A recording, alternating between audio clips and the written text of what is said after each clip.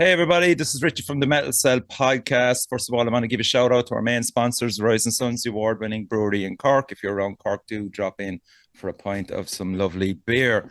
I'm delighted to welcome Dola Twomey from Safe Gigs Ireland. How are you, Dola?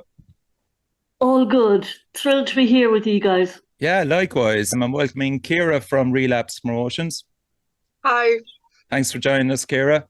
Danielle from the Metal Cell forums. Thanks for joining us, Danielle. Thanks, Richie. Yeah.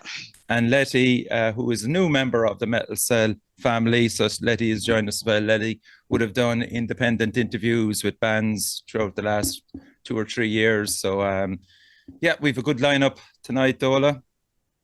Brilliant. Yeah. Evan was supposed to be here, but I think, Ciara, you're more or less representing Evan, as far as I can figure out anyway. Fair enough. Well, it's good to have a promoter on board anyway for the podcast. So that's great, first of all. So the reason we're doing this show tonight is about promoting safe gigs in Ireland. Dola, you might just tell us a brief background story to yourself, maybe, and how you got involved in it and how it's after slowly mushrooming around a few different countries, even, I would say, at this stage. Happy to do that. Let's see if you can shut me up when the time comes. Okay, I'll do my best. My background and the background of the people involved in Safe Gigs is we're working in the Sexual Violence Centre in Cork, or the Rape Crisis Centre as it's known. So we get to see, let's say, the worst kind of stuff that other people can do to people. Mm-hmm. And it's not necessarily that gigs or festivals or things like that are actually, let's say, the worst offenders, because they're not. 80% of people are actually assaulted by people that they actually know. But we were coming across a lot of it, and we were coming across a lot of spiking incidents, and we were coming across the whole reality of microaggressions, basically people acting the maggot. Mm-hmm. Is the way that I put it. And shortly before COVID, a group of students actually said to us, look, we're putting on a gig, and part of the gig is that we need to put something in place for the punters. Is there anything you have that we can use? And all we could do was say, there's not. I wish somebody would do it. Okay. And then there was a little pause, and we kind of decided among ourselves, we better do it. Mm. And that's how Safe Gigs was actually born, and got to develop all over COVID. We got to talk to people all around the country, people all around Europe, in the States, in Australia, who were addressing the very same problems. And what we did was we worked on a charter very collaboratively, and the idea was that people, gigs, venues, promoters would actually sign up to this charter and implement it, and hey presto, everybody would actually have a good night out. Staff would be treated properly, punters would be treated with dignity and respect. It would just be great for everyone and good for business. Yeah. At the same time, the Department of Justice here are looking at the licensing laws. And they had actually come up with the notion of putting a form of a charter into the new licensing laws that are coming down the tracks. Okay. And they're actually going to bring something like this on board by next summer. Wow. Progress, finally. Yeah.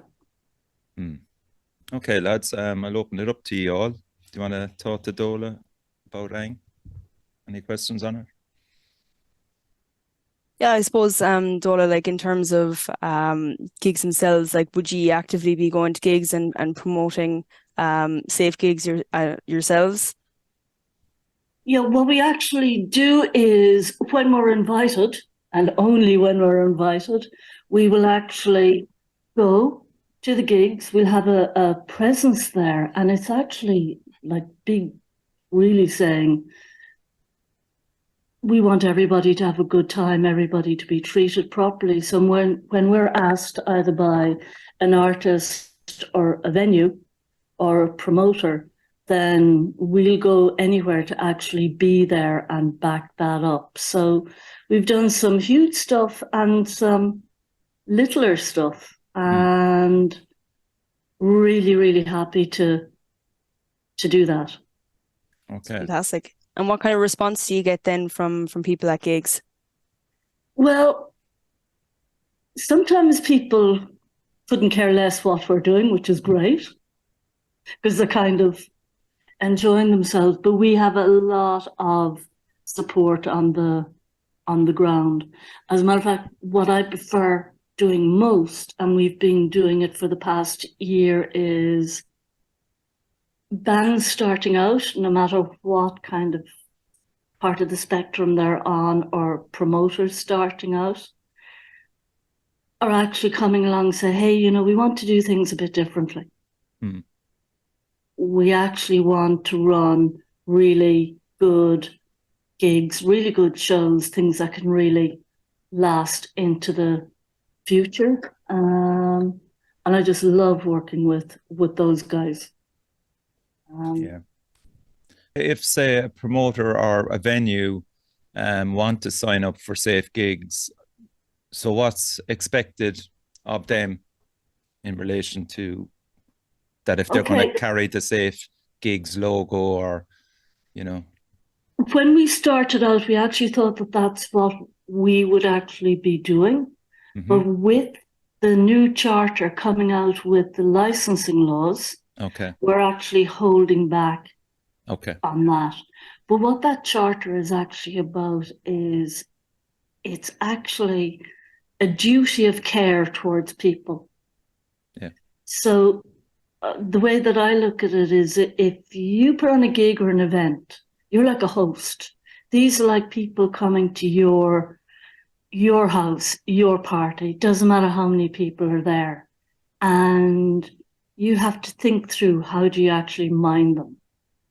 Work out the things that can happen, might happen, and what you're going to do. And that whole thinking, that duty of care, isn't really anywhere in the industry right now. They haven't picked up on it. Okay. When did you actually make the charter? Because I'm just wondering if the Travis Scott incident that happened last year had an impact on it. The thing is that there are incidents all over the place, and they've been happening for a long, long time. And we're not the only people working on this in the country. People are working on different angles and different aspects, because the culture needs to change, really. We just need to do things better. So we started working on it just as COVID hit, and we still call it a draft one, because when the final one comes out from the Department of Justice, we'll work with that one. Okay. Unless it's not good enough, and then we'll trash it. But, you know, we'll work with that one. But it's kind of like part of the big Me Too movement. It happens in, you know, like this maggoty behavior, harassment, all kinds of stuff happens in all sectors, all industries, but it really seems to be allowed in the music, in the entertainment, in the creative arts sector. So we're just building on what other people have done. And the common forms of discrimination, Dola, that you would regularly pop up would be what?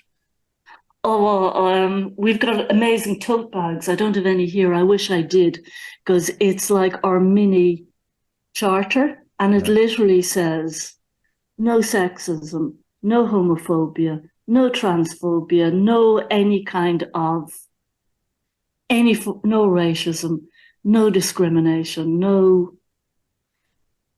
you know, literally no to any kind of just bad, unacceptable behavior. And that idea of zero tolerance. So if you have the rules for your gig and somebody breaches that, you just kick them out, you know? And there's also a whole bystander element to it, that as soon as we really begin to do this, we can help each other call it out. Yeah. Bystanders, that's an interesting one, because it's something that happens, and people are you know, is there any way to prepare yourself for witnessing the sexual attack or an assault on somebody? It's down to the individual, but I'm sure that if they're maybe coached in schools when they're young, or again, if it's printed in an A4 page by a promoter or something like that, how to report it. And if you are a bystander and you actually see this, I would say maybe the first thing you do as a bystander, and everybody has a phone, is just film it, you know, and try and catch the perpetrator on camera. But I mean, that brings its own dilemma then as well. But it is actually one of the things that you can do if you witness somebody being harassed or assaulted in any way, because that they may actually want that recording. That may actually be great. But if you look at what I'm talking about, changing the culture, let's just say you're in a club, okay? And the club is one of those places that nothing happens in our venue. I won't even go there. I mean, because it's people do things, you know, not a venue. The culture is you don't see anything and you don't hear anything. And if you try and do anything, you're on your own. But if you're in a situation where the pub or the club is clearly saying, we don't tolerate any of this, and if you see anything, this is what you do. You call security, you call whatever. You're getting the message loud and clear that they're allowing you to actually be an active bystander, and they want to hear from you. It's not about being a hero, it's about being supported. Yeah. You know? So like I've talked to loads of people who work in pubs or clubs and they see things all the time. And their hands are tied because there's nothing that they can do unless there's the support of their management and the owners and the place itself. So it's a totally collective thing that we need to do, but we need to be safe in doing it and actually permitted to do it. Yeah. Ciara, I'd like to hear your views on that. Yeah, absolutely. I definitely think kind of giving people support that they want to be heard from by the venue is definitely a really good idea, because like venues can be very complacent. Like when I was asked to go on this podcast, I did ask some friends and the other people I work with in Relapse for kind of anecdotes or like their own perspectives on the situation. And one of my friends from Dublin was at a venue in Dublin one night and ran into a girl in the bathroom who had been spiked with some form of psychedelic. She was freaking out, crying, and my friend was familiar to the owner of the venue. And when she went up to tell him what had happened, he was like, sure, what can I do? I'm behind the bar, which is just absolutely disgraceful. So what Dola was saying there with venues actually like having a plan in place if something like that were to happen, I think that's essential. I don't even think that's a good idea. I think it's essential. Like, I think it's something every venue could implement to kind of just ensure like literally that the environment is safer. Because I do feel like as well, probably people do feel like they're either not going to be listened to if they help out, or they could be putting themselves in danger as well. So knowing that the venue is on your side is really good motivation to kind of step in, I think. It has to be on your side. Otherwise you're on your own. And the thing about spiking, we're huge into that, because like we had this thing on our website, it's a spiking hub, where we gather people's experiences of being spiked because it's so underreported. It's unbelievable. And we really need the information so we can say, guys, there's way more of this going on than is officially being reported. But spiking is a real thing where victim blaming is way up there. It's like people spike themselves. Seriously? Yeah. No way. So actually, we're hoping to, apart from the spiking hub, and I'd love if you all check that up and kind of promoted that out. Mm-hmm. But we're hoping to set up a pilot, and we'll start it here in Cork, where people can actually get tested. Because right now, if you think you've been spiked, there's no way you can be tested to find out what's in your body. Okay. You know, it's that cruel. Like, you lose hours, you could lose days, and you don't know what's going down. So we're hoping to get a kind of a testing system, and the kits will be in pubs and clubs, so people can at least find out what Bright Spark has actually spiked them with. So hopefully that'll come on stream fairly soon. So keep an eye out for that, Ciara. I actually seen footage of it happening in some nightclub, and it was reported, and you probably have seen it as well, Dola. Everything stopped. DJ stopped, and it was announced straight away through the DJ that there's someone spiking drinks.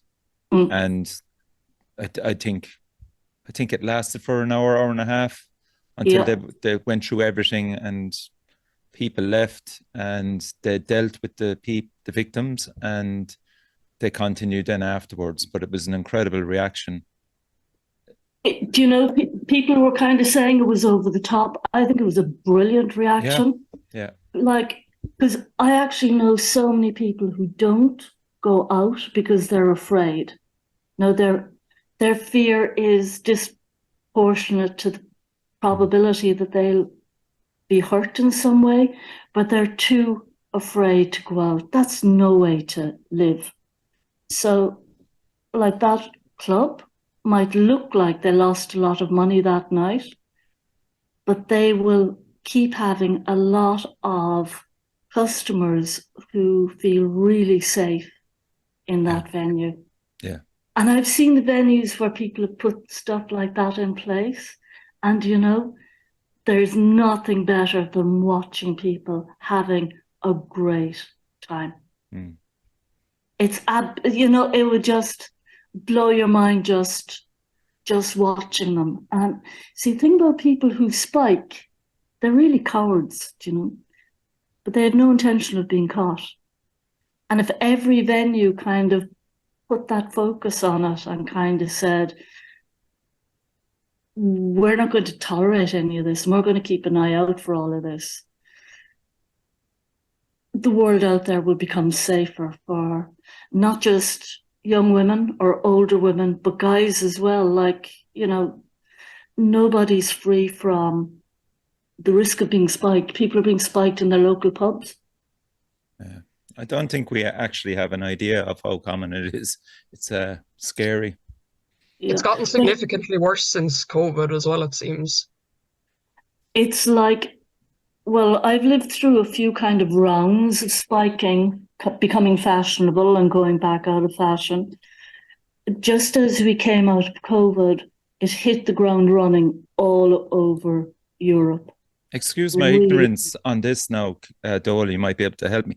Like, do people is like how do they get these spiking tablets? Are they freely available on the internet, and that's how they get them, or is it just drug dealers? It's Rohypnol, isn't it?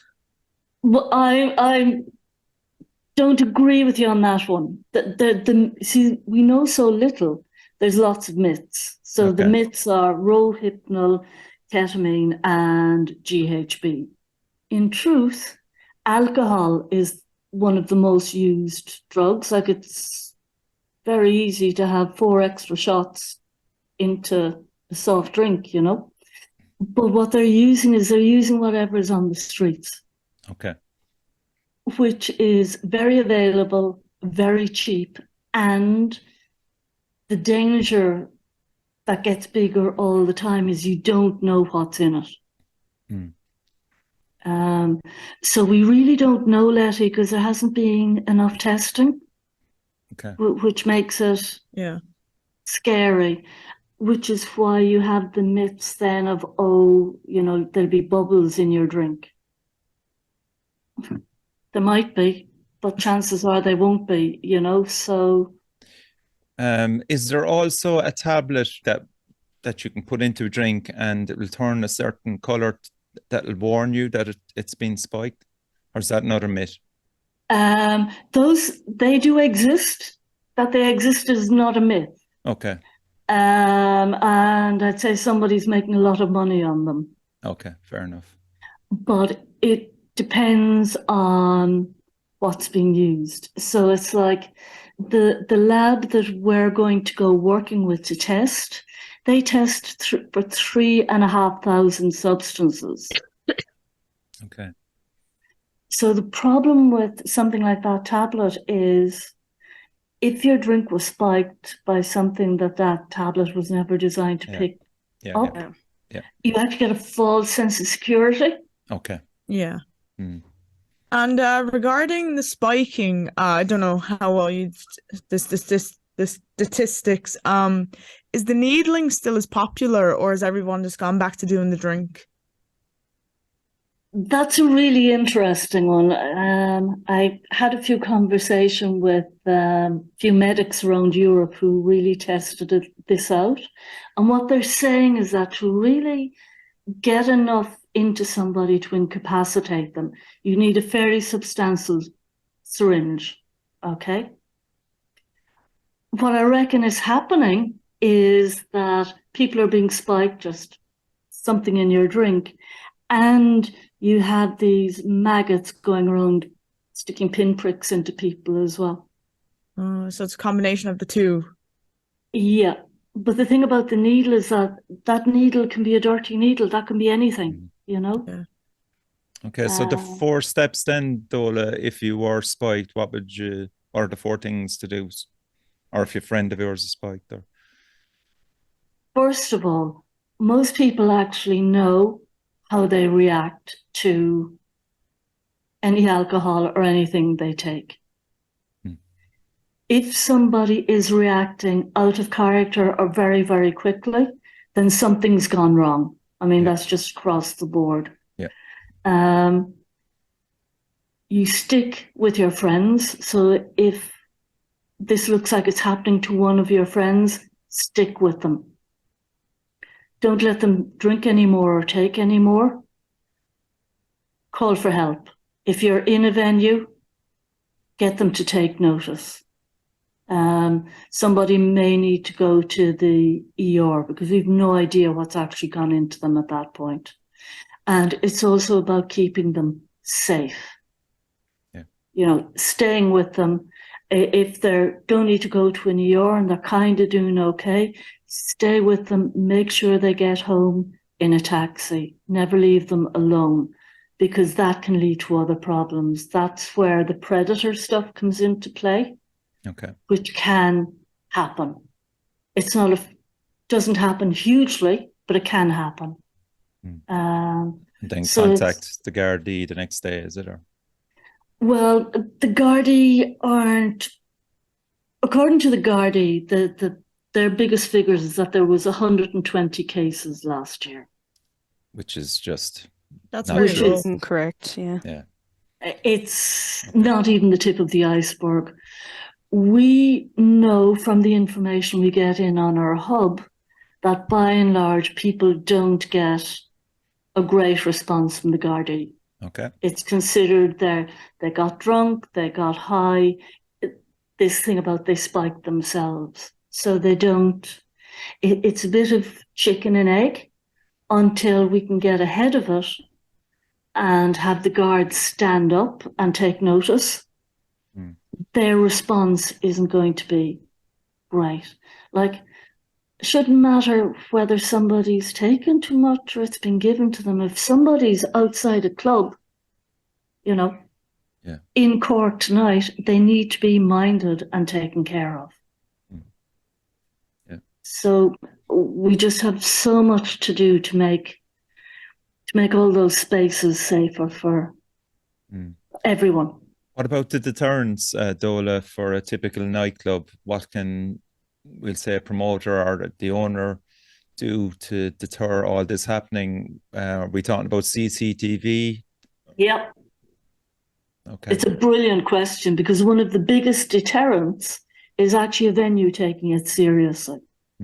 Like if you get a venue literally meaning it and putting up a sign saying, we don't tolerate spiking here, and their CCTV is working and all their staff are told to keep an eye out. Okay.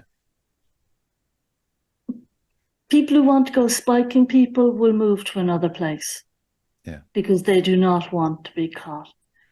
Perfect example, there was a university ball just earlier on in the summer where they had over 1,000 students in attendance. The year before, they had quite a number of incidents of spiking reported to them. Venue saw nothing, their cameras were off and all this kind of stuff. So they wanted to do something this year to see if they could do something about it. Between us, we plastered the venue in things like don't spike, right? Which I kind of like, because of course it's people there who would have been spiking, and lots of other stuff. And with 1,000 students, no incidents of spiking was reported. Right. And that was that prevention bit. It was kind of saying, it's not on. So we can hit this at so many levels. Now, if the venue had done that itself, would not have been amazing? Yeah. Instead, we made it look like the venue did it. Yeah. And we'll just maybe talk about training staff to look out for, I suppose, obviously there's spiking involved. There could be possibly areas in a nightclub, in an area that could be perceived as a blind spot, maybe, that maybe staff members could patrol that area as well. I mean, again, it's down to the level of staff that you have at your disposal as an owner as well. Or, you know, I think it goes back to commitment. If you've got an owner or a manager who says, I want to run a great ship, I want my staff to be treated properly, all the people who are coming in to be treated properly, and I want all the punters to have a great night, then it's just like, you know, the way that you have to have a place tested for fire. Exactly, yeah. So you have to have enough exits. You have to have the fire things, what do you call them? Extinguishers. Brilliant. You have to have them. They have to be working, and your staff have to know how to use them. Now, if you took that mentality to people's welfare, right, and you actually just talk to your staff and say, okay, what kind of things happen here? Because they see everything, right? Yeah. What do you think? Because it's a dialogue. It isn't like, oh, here's a list and off you go. You work it out for each place. And the owner or the manager is serious about this, and they actually talk this out with their staff. They can actually work out exactly what we do if, what we do if, what we do if. And if that's supported the whole way up, and the staff are, you know, trained in it and actually allowed to do it, it's amazing. And of course, the security staff have to be totally brought into the fray as well. Yeah. And then you tell all the artists and all the public very publicly, if this happens, do this. If that happens, do this. Yeah, because there is no stereotypical perpetrator. He could be a member of the staff. He could be an attendee at the gig. He could be actually a crew member of the band or in the band themselves. Absolutely. Or if you're talking about, let's say, the audience or the paying public, so-called friends, Mm. you know, because if you could spot the perpetrator, God, wouldn't we be laughing, you know? Yeah. But they're not. They're the people, they're friendly, they're all kinds of things. You can't spot them. Yeah. But there is one thing, it's a bit about bystander stuff as well and calling it out. People do talk about this. You know, it is kind of done in gangs of friends, and it's considered to be hilarious fun. No, it's not fun, but it's really immature fun. So we need to call it out as well. Are they kind of hiding behind the fact that they're drunk, is it? And that kind of alleviates the whatever they did to somebody, just hiding behind that, oh, it was drink, and you know. Well, oh yeah, definitely. I mean, people excuse anything, but it's also kind of like, hey, like, I caught half a dozen people last night. Yeah. You know, there's actually that kind of talk is actually going down as well. Yeah. Or I've come across loads of people who say, yeah, I was spiked by my friends. No. That's not my kind of friend. No. No. Just Danielle, in relation to you now, like we go to local gigs, and like you're heading out to Hellfest tomorrow. So what's the capacity of Hellfest, for example? 120,000. 120,000. So, like, you've been going there for 7 years, so I'm sure you can name off plenty of incidents that you've seen happening in crowds where. Yeah, like surprisingly not as many as you think in that kind of a situation. I think I've actually come across it a lot more in the nightclubs and things like that. But again, like Dola, like I think they have it at Hellfest, but I know at Bloodstock they have kind of something similar to yourselves, a presence there called Sophie. You know, it's kind of prevention of anything like that, any kind of discrimination, and it's promoting safety at gigs. And I think, as you said, having that presence really does help. But yeah, there's definitely been a few incidences that I have seen at gigs, and it's just, I suppose, as a bystander, you at a festival, you won't always have your phone on you, but it's gone up to people and been like, "Are you okay with what's going on there?" Just asking somebody, "Are you okay?" And things like that. My biggest fear, and I've seen it happen a lot of times, is the one where the girl will crowd surf, and it just opens it up to, you can see him coming from all different angles just to fucking have a grope as that girl is being passed through the crowd over to security. That's the worst one for me, because it's always happening. I saw actually, to go in with Richie's points, saw an old clip of, if anyone's familiar with the band 1975. They were at, might have been BBC Radio 1 big weekend, good few years ago, and he basically says, if you're a girl, you have permission to crowd surf. If you're a lad, if you try to crowd surf or grope a girl, I will deck you. I will come down and deck you. Yeah, he called it out before it happened. Like, yeah. And you see, that's the kind of power that, depending on what we do, we have different kinds of power. So it's like, if you've got a position, like you're an artist, you're a band, and you make that statement. Yes. That's huge. Yeah. If you're a venue and you make that statement, that's huge. If you're a promoter and you kind of insist that, you know, with the gigs and the people you promote, you want things to at least begin to look okay, that makes a change. The public can demand a change. It's going to take all of us. But when I hear people like that calling it out, like, isn't that phenomenal to just hear that? A lot of the bands, to be fair, I've seen Architects and Aaron Lewis do it. They do call it out. and they do go in on the perpetrator or whatever that does it and do get them ejected. Yep. Yeah. But remember, their job is to actually play great music. Okay, they're not meant to be security on the stage, but we're talking about a culture change here, you see. Yeah. And if they lead out on saying, we want everybody to be treated with respect and everybody to have a good time, then that is going to that's another part of the change. Yeah.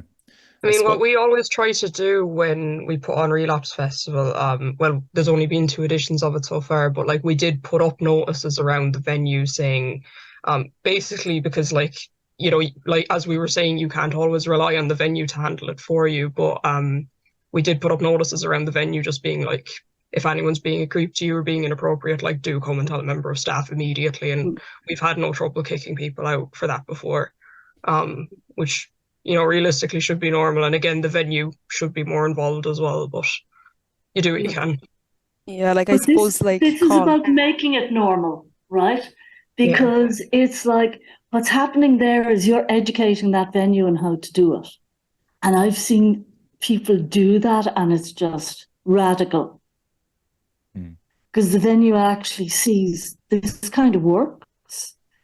And you're having that conversation with the venues and they'll actually just be converted by how you do stuff. Yeah. Sorry for cutting across you there, Danielle. No, you're grand. I love the radical make a change. Yeah, no, you're grand, but it's just, again, like, I think when you make people aware of it, so like, again, at the festivals I've been to, they have had the Sophie tent that promotes, safe gigs. And if you're there at the space, Ciara, you guys putting up, people are like, oh, other people do that. We better watch out and make sure it doesn't happen. And it's drawing attention to it. And yeah, it's really powerful, I suppose, as you said, in preventing it. Because we need to hit it on so many different levels. And the fact that it's coming into the licensing laws, I just think that's brilliant. Because if a venue decides not to do what they need to do, they won't get their license or it won't be renewed. Like it's really serious intent behind it. But I think it's actually coming to the fore as well in relation to, especially this year and last year, that there's been certain promoters called out over their behavior towards women in relation to texting them, harassing them on social media.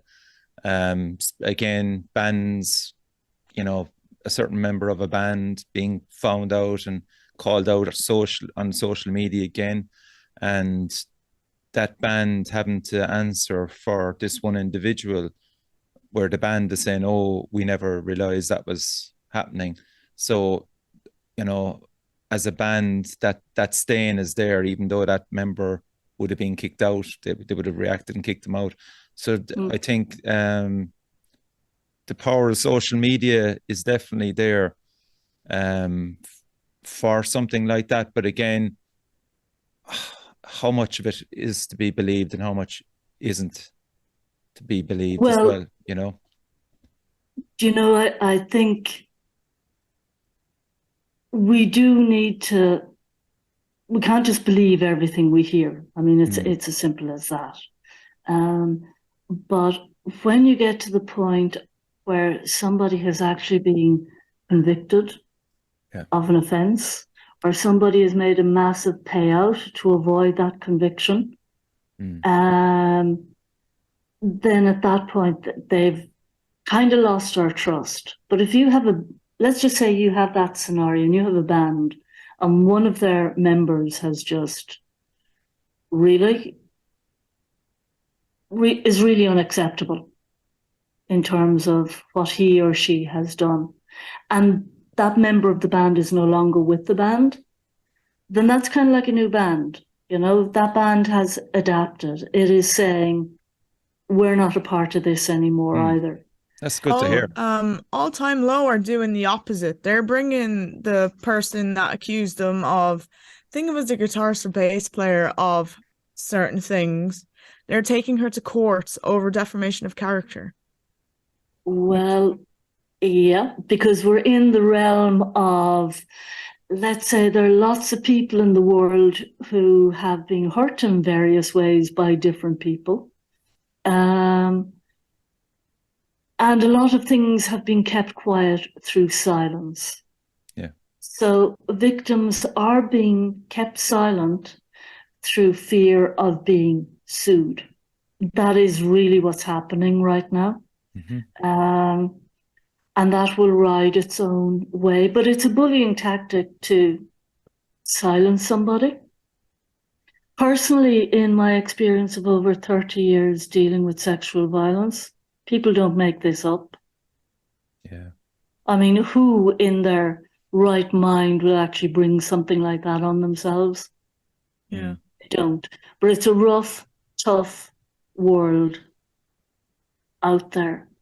But I don't know, would people be too impressed with a band who's kind of suing somebody for defamation or, it's... That's what I was thinking. I just thought it was a really weird way of them going about it. I don't think they put out a statement. I think the guitarist did, but not the band. And they just announced they were taking her to court.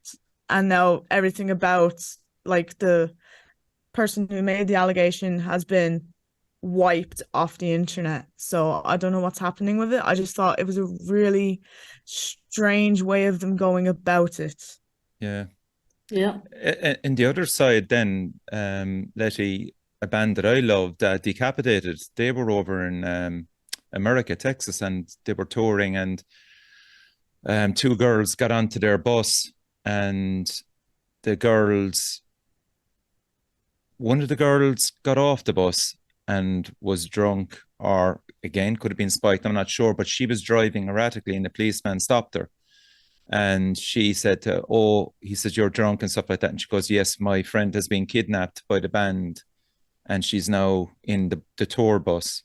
So they then went and got the tour bus and they found the girl in there, and she didn't seem to be complaining, but the fact that her friend said that she was in trouble and kidnapped, there was a case made out of it, and the lads were in jail for something like 2 or 3 months and had to get lawyers and stuff.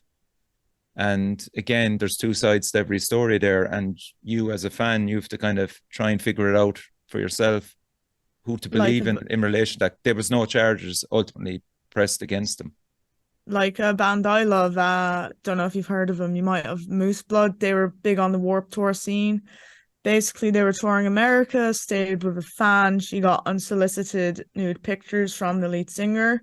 No charges were ever brought against them, but they're basically on indefinite hiatus. And it also brings up, like, where do you draw the line between separating the artist and the music? Yeah. So there's plenty of instances right through the years, though. But I think in Ireland, the biggest problem, I think, in Ireland is culturally that women, and we'll say marginalized people, tend to be viewed as always exaggerating what happened to them. I'd agree with that. Yeah, for sure. Yeah, 100%. Yeah.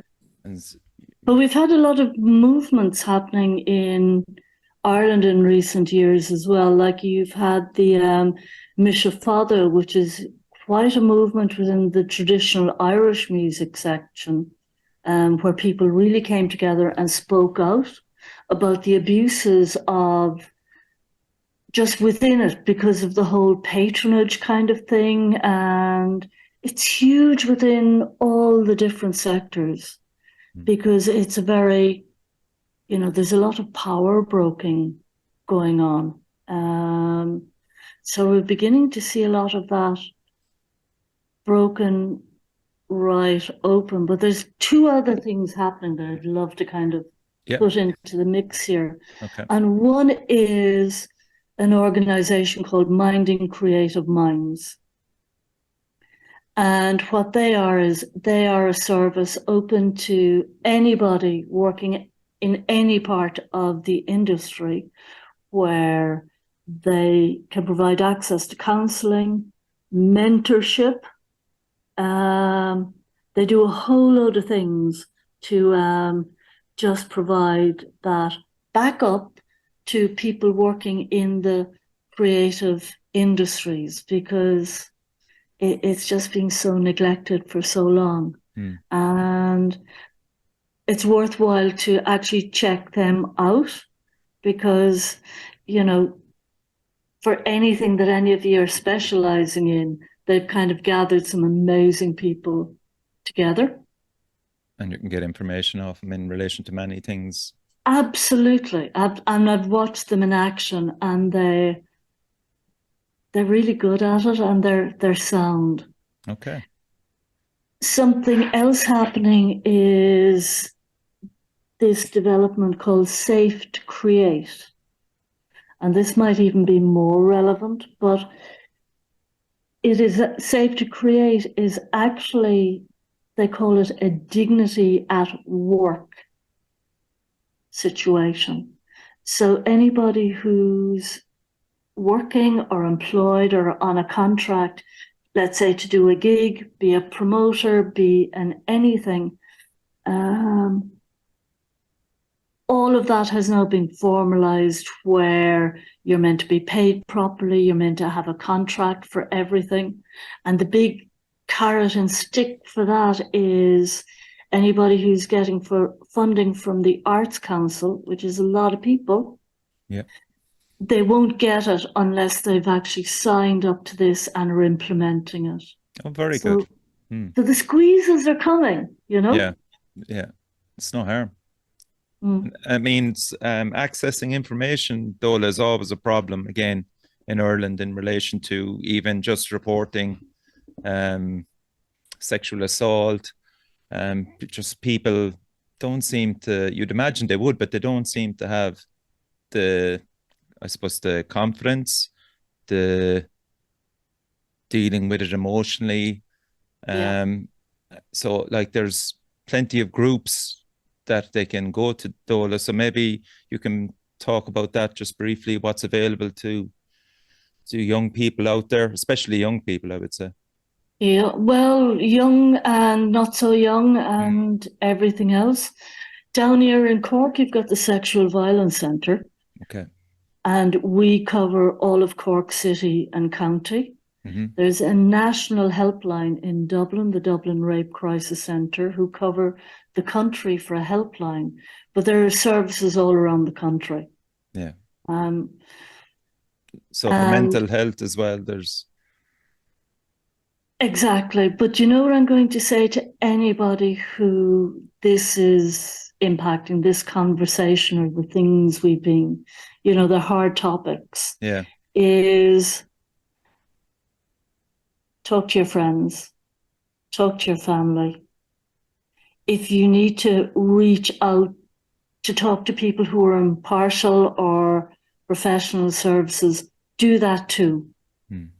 But really, this is about the more conversations we have, the more people will feel they're not alone.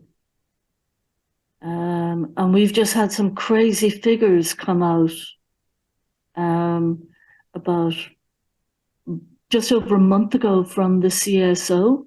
And we've come across, give me 2 seconds, I'm going to pull it up here on my Instagram account. They've actually come up with figures from people in who've been sexually assaulted at gigs and stuff, both men and women, and it's some huge figure. Because I am trying to... I have too many Instagram accounts. I hope you've all signed up to the Safe Gigs Instagram account. Yes. Indeed. Because that's where we really put the... You get to more of an audience through Instagram. Yeah. It's kind of our preferred one. I don't have the time for TikTok. And, you know, Twitter is a bit. So I kind of like Instagram. Let's see if I can come up with the figures there. No, I'm not coming up with them, but they're on our Instagram account. Okay. And it's something like 30% of males reported on this nationwide survey that they were sexually assaulted at gigs, pubs, or venues. Oh. So it's not just young women, though it hugely is, don't get me wrong, Yeah. but it's actually impacting everyone. Mm. And I reckon we can stop it. So let's talk about one. We all have our favorite venues around Ireland to go to. What can we do as punters to get our venues signed up to Safe Gigs Ireland? You know, that's What's really the best strategy? That's really the power of social media. Okay. Message them. Yeah. And say, it's a bit like, message them and say, what are your policies on, you know, for things like sexism, homophobia, racism. Chances are they don't have them and they need them. Yeah. And enough people start saying, what do you have? Because, of course, you'll be on their websites and stuff. Mm-hmm. That demand will create it. Yeah. And at the other side of the house, and you have people like Ciara doing promotions, she's showing them how to do it. But the industry isn't doing it because it's getting away with not doing it. Yeah. And that has to change.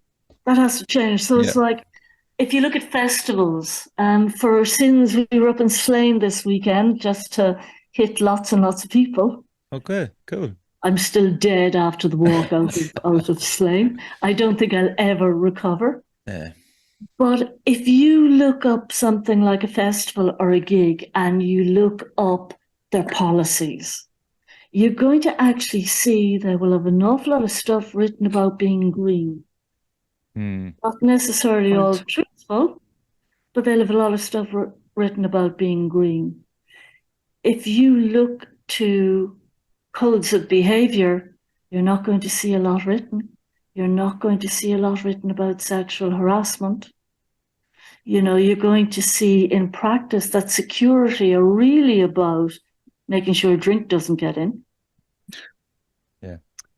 You know, so like we're not there in our thinking, and individually and collectively we can push for that. We can make huge things happen. Yeah. So as punters, we have a responsibility to, if we're going to a venue, we should demand that as a punter, there's certain things should be in place, like Safe Gigs in Ireland. You can provide them with posters. You've got campaign material, and then they'll get an accreditation as well, maybe on your. Well, it's not that simple. Yeah, we can give them posters, but posters on their own, they can just be pieces of paper. We're more interested in those pieces of paper mattering. So what we do is we'll consult with them. Okay. In that kind of dialogue to work out how you can do this in your place. And that's the power of social media. Yeah. And that's the power of our purchasing power.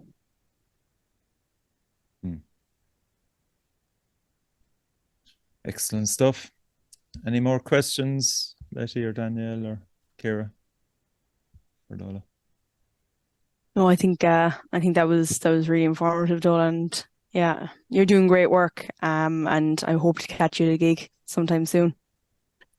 Please do. You wouldn't know where you would actually find us. So it was Slane this weekend, and the weekend before it was Mary Wallopers. So okay, anywhere.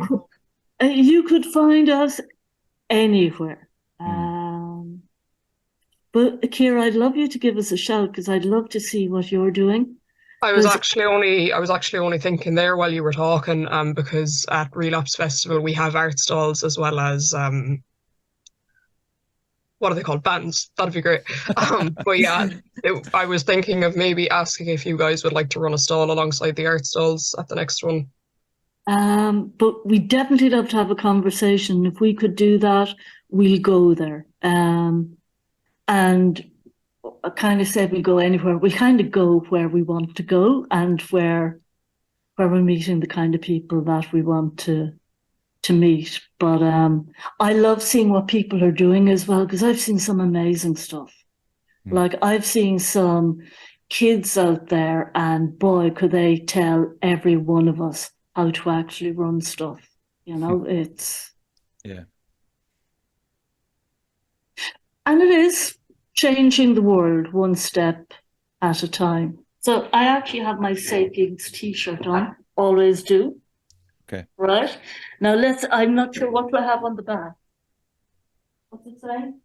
Change. Be the change. Be the change. Yeah. Yep. Be the change. Okay, cool. I'm going to be purchasing one off you anyway, for sure.